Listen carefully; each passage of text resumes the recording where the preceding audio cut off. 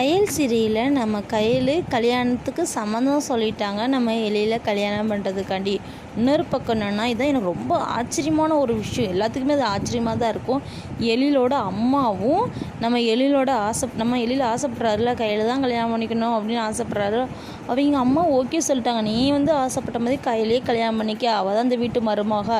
என் மருமகான்னா அது கையில் தான், நீ கையிலேயே கல்யாணம் பண்ணிக்க, உன் சந்தோஷத்துக்கு இடைஞ்சல நான் நிற்க மாட்டேன் அப்படின்னு சொல்கிறாங்க. அதான் ரொம்ப ஆச்சரியமாக இருந்துச்சு. சிவசங்கர் இப்படிலாம் பேசுவாளா அப்படிங்கிற மாதிரி தான் இருந்துச்சு. இது நடிப்பா இல்லைன்னா இது கனவா அப்படிங்கிற மாதிரி தான் இருக்குது எனக்கு பார்க்க. இது கூட பரவாயில்லாங்க, இதோட பெரிய விஷயம்லாம் நடந்துச்சு. காமாட்சிக்கிட்ட நம்ம சிவசங்கரி சாரி கேட்குறாங்க. உங்களை நான் எத்தனை வாட்டிலாம் அசிங்கப்படுத்தி பேசிட்டேன், உங்களை அரைஞ்சிட்டேன், எல்லாத்துக்கும் என்னை மன்னிச்சுக்குங்க.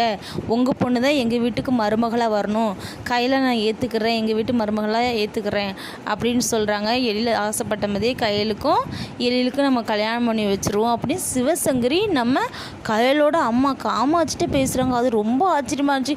இதை கனவாக சொல்லிடுவாங்களோ ஒருவேளை அப்படிங்கிற மாதிரி எனக்கு இருக்குது. இப்போ தான் கல்யாண பேச்சு நடந்து கையில் குடும்பம் ரொம்ப ஹாப்பியாக இருக்காங்க.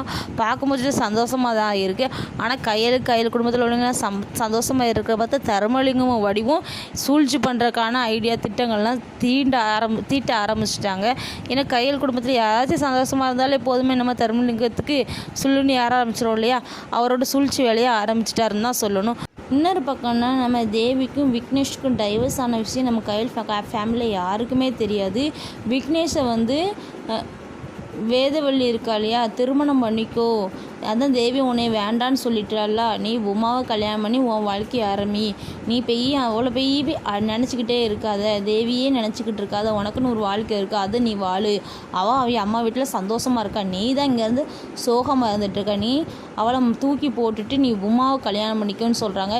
ஏம்மா இதை பற்றி நீங்கள் என்கிட்ட பேசாதுங்க அப்படின்னு மட்டும்தான் நம்ம விக்னேஷ் சொல்கிறாரு, வேறு எதுவும் சொல்ல மாட்டேக்காரு.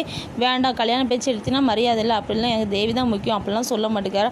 அதுதான் கொஞ்சம் கஷ்டமாக இருக்குது. நம்ம கையலுக்கும் எழிலுக்கும் கல்யாணம், அதை பார்க்குறதுக்கு நமக்கு 2 கண்ணெலாம் பத்தாது, 1000 கண்கள் வேணும்னு நினைக்கிறேன். அவ்வளோ சந்தோஷமாக எழில் அவ்வளோ சந்தோஷமாக இருக்கும். கையல் குடும்பம் அதுக்கு மேலே சந்தோஷமாக இருக்குது.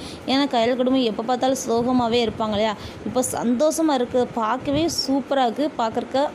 அதுக்கு தான் சொல்கிறேன் 1000 கண்கள் போதாது என்று. கையில் சீரியல் யாருக்கெல்லாம் பிடிச்சிருக்கோ அவங்களாம் தயவு செய்து லைக் அண்ட் கமெண்ட் பண்ணுங்கள். எழிலும் கையிலும் சேரணும் விருப்பப்பட்டவங்க எல்லாரும் லைக் அண்ட் கமெண்ட் பண்ணுங்கள் ஃப்ரெண்ட்ஸ்.